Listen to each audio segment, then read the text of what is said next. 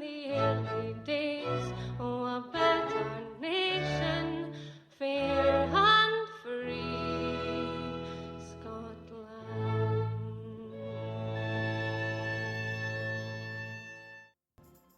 Hello, this is Scottish Independence podcast number 128, but if you consider all the other episodes we've done in the other shows, it's actually number 231, so we're getting near that 250.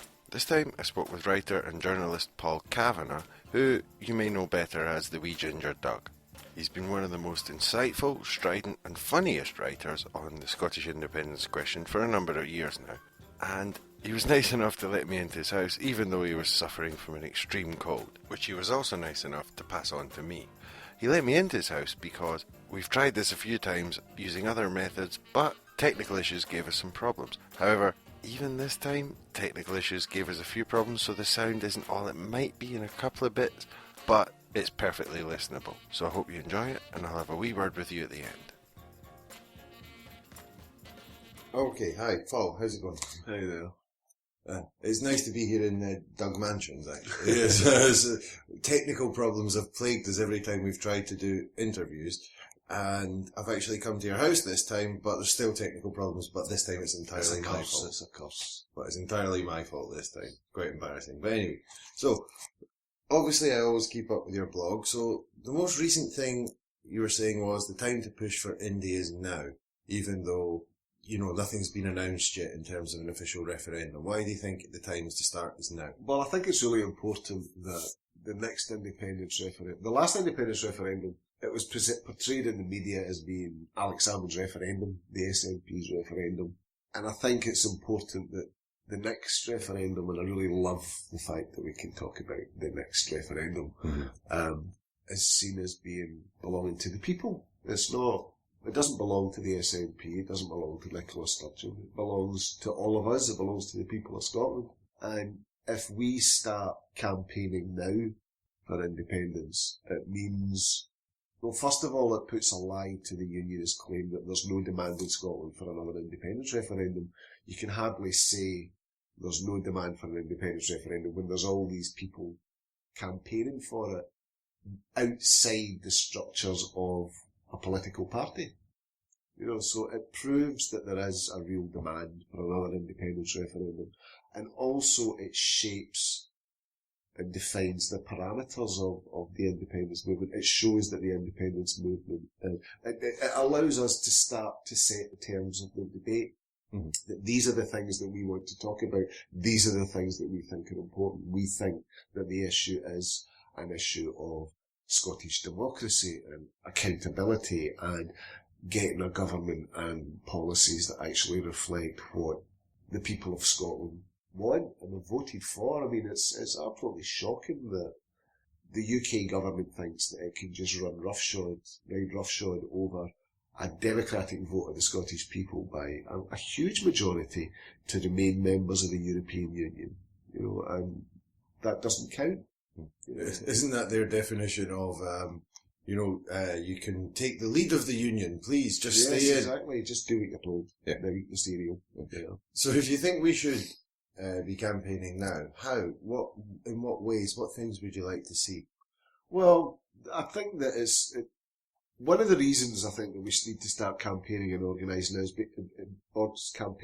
because it's a way of getting ourselves organised, so that when the firing pistols set off the starting pistol on another referendum officially, will hit the ground running. We will actually be ready for a campaign, that we will have local groups and organisations in place on the ground. We'll have a grassroots movement already built, instead of building it during the course of an official campaign. I think there was an awful lot of criticisms during the last independence referendum about the caution of the official yes movement, the official yes campaign. And this, I think, is a way of circumventing that. You can't have, I believe anyway, on the one hand say that you want self-determination and independence, and on the other hand wait for someone to tell you what to do. Mm-hmm. Those are contradictory things. If you believe in self-determination and independence, that starts with the self.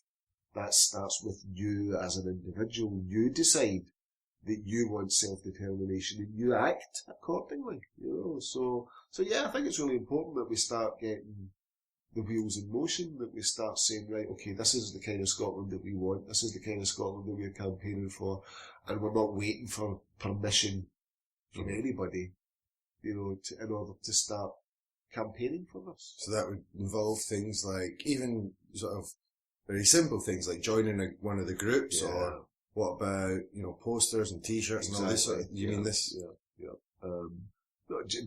Getting stalls out in the street, starting people, and a lot of it's an informal thing. It's like getting people involved in local groups, which means that they can start to share information, they can start to develop ideas and arguments, and then they can take those arguments out into their own communities and start to talk to members of their family, their friends, their colleagues, people in social and other, sporting clubs that we belong to, and get the information out that way, because we do have a huge, huge problem still with the traditional media in Scotland. We don't have a media which is any way reflective of the diversity of opinion within this country. We have an overwhelmingly unionist media which doesn't want to get information out, which is very concerned to put a lid on things.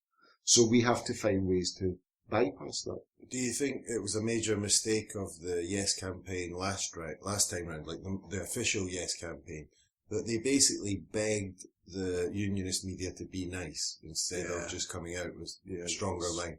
I think we need to be more upfront about the downsides of remaining a part of the United Kingdom.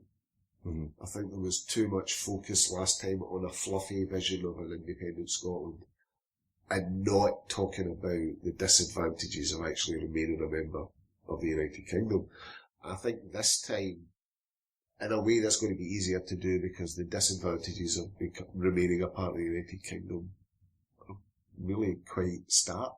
And have become visibly so. Yeah, it's going to be a lot easier this time to portray the independence movement as being the status quo.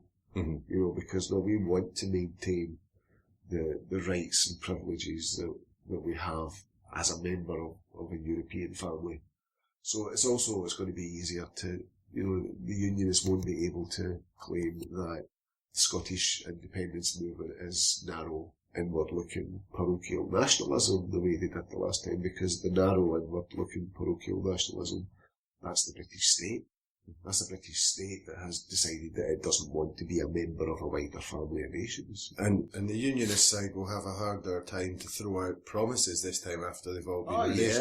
Yeah. I mean, to be honest, the only reply, we just need to get a big placard saying that you said that last time. Really. They have really they've given themselves a huge hostage to fortune with all the promises and commitments that they made the last time, which they have not come through on. It's not hypothetical. They can say, I've been arguing, you argue with some unionists on social media and say, but what about the lies that were in the white paper? That's hypothetical. Scotland didn't vote to accept the white paper. We don't know how an independent Scotland would have played out if Scotland had voted for independence, because we didn't vote for independence in 2014. Mm-hmm. So it's entirely hypothetical. We don't know, but we have actually got an objective reality against which to judge the promises of the unionist campaign. Mm-hmm. And it's sadly lacking. That we were promised that shipyard jobs would be safe. What was happening there? 3,000 jobs in tax offices would be safe. What was happening there? What was happening to steel? We were promised that we would get the most powerful devolution settlement in the history of the universe. We got traffic signs. And a Scottish Secretary of State who openly boasted that the twiddling with the tax powers that they were introducing were a trap for the Scottish government. Mm-hmm. That's what we got. So and of course we were promised that the only way that we could maintain our membership of the European Union was to vote no and to stay a part of the UK. And how's that turned out for you? Yeah. And, well, on the macro level then, because you mentioned the white paper there, I always thought that the thing with producing that white paper for the SNP is basically damned if you do and damned if you don't. Because if they had said nothing, they'd say, well, you've got no plans. If they had produced that, then it was there to attack. Now, recently I spoke with someone and they said, well, they should have done the Brexit thing with the campaign. We have not, no one's got a plan. We have no plans. We have no clue. We have no idea. But I don't know. I think on a more sober reflection, it might do as well on the macro side. The people who've got the resources to put into it should be really looking at a strong plan towards, okay, what are we going to do about currency? Option A, option B, option C. I was pleased that there was announced in the Sunday Herald recently that the Scottish Government is looking at plans for a separate Scottish currency, because I thought that was a big mistake the last time. I mean, I don't know anything about economics, but I'm told by somebody who does that, a currency union was the right thing to do from an economic perspective. But politically, you just couldn't sell it, because we were in the middle of an independence referendum saying, we want independence from Westminster. Oh, Westminster, would you please cooperate with us? Mm-hmm. And it was very easy for them to say no. Of course not, no. Even if in the event of a yes vote, they probably would have. Exactly. I'm sure that they would have. I have no doubt that they would have. In the event of a yes vote, they would have turned around and said, yeah, okay, we'll cooperate with you in a currency union. Mm-hmm. I have no doubt that they would have done. But it was very easy. We really gave them a major stick with which to beat us with that currency union promise. And the whole point, I mean, sure, they're going to try and attack a Scottish currency as well, but the big difference from a political point of view about it is that it means that instead of us saying, we need you to cooperate with us, it now means that the United Kingdom, the rest of the United Kingdom, needs an independent Scotland to cooperate with that on the question of debt. Mm-hmm. So the other ones that need to come to us and say, we need you to take on some of this debt. And we can say, okay, I'll help you. And they can say, at the last time round, they could say, you'll be out the safety net of the European Union, but this time, it's no, if we stay, we're out the safety net of the European Union. So it's very different this time. And also that the argument about jobs will be different, because there's a number, I'm told, a lot of companies who will be looking to relocate their headquarters outside the United Kingdom because they want to maintain headquarters within a European Union state. Mm-hmm. And Edinburgh and Glasgow would be ideally placed to take those jobs on. So if we remain a member of the European Union, and the rest of the UK leaves. So it's not that the argument about jobs, I think, will be turned on its head this time. That, staying a member of the European Union will create jobs in Scotland rather than take jobs away from us. So do you think Sturgeon's plan, I think she has to be seen, like you said in the blog, she has to be seen to be exhausting every option. Yeah. But do you think what she's hoping to do with the meetings with the European Union people, which were described as a snub, is that she's trying to position it so that when the yes referendum is called, if there is a yes vote, Scotland then positions itself as the continuing member? Do you think that is the idea? I suspect as much, yeah. I mean, it's, as far as I understand it, the United Kingdom, the rest of the United Kingdom will be the continuing state, right? But it will be the continuing state in everything except European Union membership. And it's entirely within the power of the rest of the European Union to decide who counts as a continuing state for the purposes of European membership. They can decide, right, okay, well, Scotland can just inherit the UK's membership, obviously with various tweaks to the conditions of United Kingdom membership. So we wouldn't have to go through the entire process of applying it as a completely new member state. In other words, we wouldn't have to exit the European Union just in order to come back in again. Mm-hmm.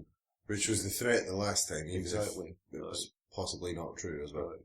Then the other thing that comes up, and you're very well informed on this, is that Spain would veto us. Yeah. So, I mean, I think you know quite a lot about that. Well, they wouldn't, I mean, even the last time Spain wouldn't have vetoed us in the 2014 so why not? Referendum.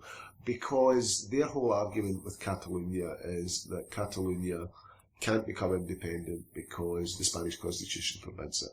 And therefore Catalan independence would be unconstitutional and Spain would refuse to recognise it. And they have explicitly said that if Catalan